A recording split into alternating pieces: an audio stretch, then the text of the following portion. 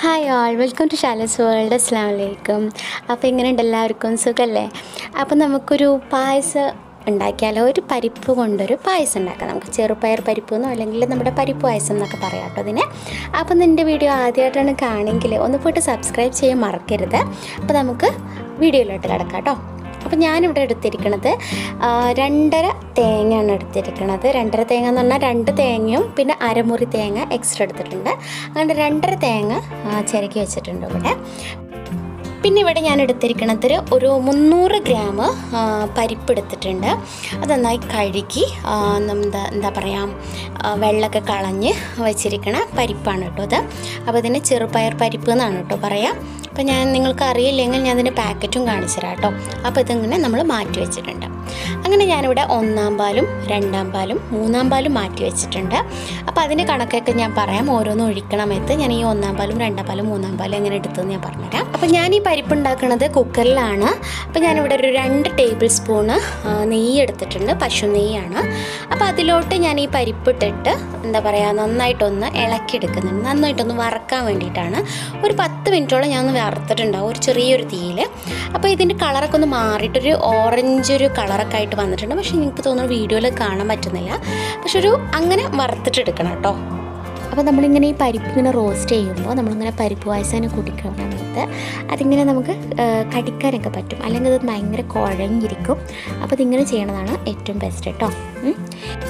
ഇതിപ്പോൾ 3-ാം പാലാണ്. 3-ാം പാലെന്ന് പറഞ്ഞാൽ ഞാനിവിടെ ഒരു 3 കപ്പോളം വെള്ളവും പിന്നെ നമ്മുടെ തേങ്ങ അങ്ങനെയാണ് കേട്ടോ നമ്മുടെ 3-ാം പാൽ എടുത്തിരിക്കുന്നത്. അപ്പോൾ അതൊന്ന് ഒഴിച്ചിട്ട് നമുക്കിപ്പോൾ ഞാൻ മീഡിയം ഫ്ലെയിമിലാണ് വെച്ചിരിക്കുന്നത്. ഇതും പിന്നെ നമ്മുടെ പരിപ്പും നന്നായിട്ടൊന്ന് മിക്സായി കിട്ടട്ടെ കേട്ടോ. എന്നിട്ട് ഞാനിതിലോട്ട് നമ്മുടെ 2-ാം പാൽ ഒഴിക്കണതാണ്. 2-ാം പാൽ ഒരു ഇച്ചിരി കട്ടി ഉണ്ടാവും. കാരണം ഇതിൽ ഞാൻ 2 കപ്പ് വെള്ളമാണ് കേട്ടോ ഒഴിച്ചത്. പിന്നെ ബാക്കിയുള്ള തേങ്ങയും. അപ്പോൾ അതും കൂടി ഒഴിച്ചതിന് ശേഷം നന്നായിട്ടൊന്ന് കുറുകി കിട്ടണം വരെ നമുക്കൊന്ന് വെയിറ്റ് ചെയ്യാം. അപ്പോൾ കുക്കറിലായതുകൊണ്ട് പെട്ടെന്ന് കിട്ടും, വെന്ത് കിട്ടും. അപ്പോൾ നമുക്കിതൊരു മീഡിയം ഫ്ലെയിമിൽ വെച്ചിട്ട് നമുക്കൊരു 4 വിസിൽ വരണ വരെ വെയിറ്റ് ചെയ്യാം. അപ്പോൾ നമ്മുടെ വിസിലൊക്കെ വന്നിട്ടുണ്ട്. ഇനി നമുക്കിതൊന്ന് ഓപ്പൺ ചെയ്ത് നോക്കാം കേട്ടോ.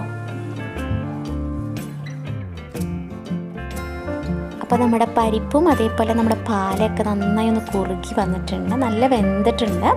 ആ സമയം കൊണ്ട് നമുക്ക് ശർക്കര ഒന്ന് ഒരുക്കാം. അപ്പോൾ ശർക്കര ഞാനിവിടെ വെള്ള ശർക്കരയാണ് എടുത്തിരിക്കുന്നത്. അത്ര വലിയ ഡാർക്ക് ബ്രൗൺ അല്ല, പക്ഷേ ഡാർക്ക് ബ്രൗൺ ആകുമ്പോൾ കുറേയും കൂടി നല്ല ഭംഗി ഉണ്ടാവും കേട്ടോ. ഞങ്ങളിവിടെ ഇങ്ങനെ ഗ്രേറ്റ് ചെയ്തിട്ട് ഇങ്ങനെ ഗ്ലാസ്സിലാക്കി വെക്കാറുള്ളതാണ്. അപ്പോൾ ഇങ്ങനെയും ചെയ്യാം കേട്ടോ. അപ്പോൾ നമുക്ക് ഇതിന് വേണ്ടിയിട്ടുള്ളത് കാഷ്യൂനട്ട് ഞാൻ എടുത്തിട്ടുണ്ട്. അതേപോലെ നമ്മുടെ തേങ്ങാക്കൊത്തും എടുത്തിട്ടുണ്ട് കേട്ടോ. അപ്പോൾ നമ്മുടെ പരിപ്പ് ഞാനൊന്ന് കാണിച്ചു തരാം. അപ്പോൾ പരിപ്പ് നന്നായി വെന്തിട്ടുണ്ട്. അപ്പോൾ ഞാൻ പറഞ്ഞല്ലോ 4 വിസിൽ തന്നെ ധാരാളം. ഒരുപാട് ഇട്ടിട്ട് വേവിക്കൊന്നും വേണ്ട, 4 വിസിൽ തന്നെ മതിയാവും കേട്ടോ. അപ്പോൾ ആ ടൈം കൊണ്ട് ഞാനിവിടെ ശർക്കര ഒരുക്കുന്നുണ്ട്. അപ്പോൾ ഞാനിവിടെ 1 കപ്പ് വെള്ളത്തിൽ നമ്മൾ 600 ഗ്രാം ശർക്കരയാണ് എടുത്തത്. ഞാൻ നേരത്തെ കാണിച്ചല്ലോ ഗ്രേറ്റ് ചെയ്തിട്ടാണ് നമ്മുടെ ശർക്കര ഞാനിതിലോട്ട് ഇട്ടത്.